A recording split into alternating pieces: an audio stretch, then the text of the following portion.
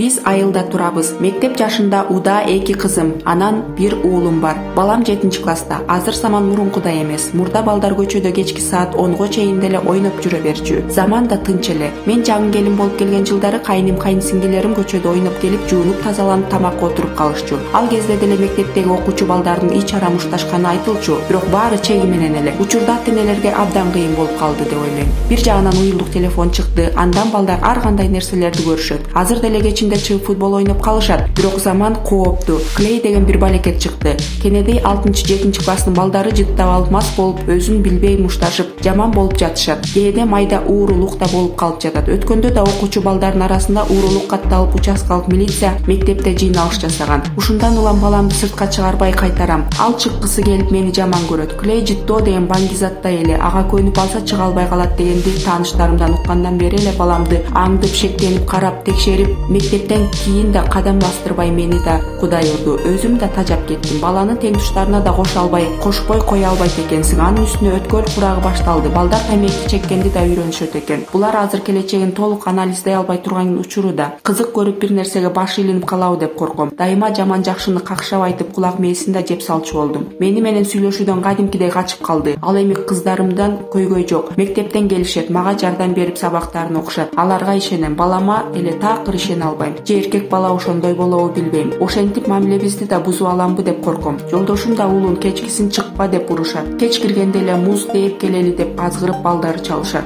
Кайтарып эле отурабыз. Мындай учурда балага кандай мамиле жасоо керектигин жана кооптонгонум канчалык деңгээлде сурайын дегем.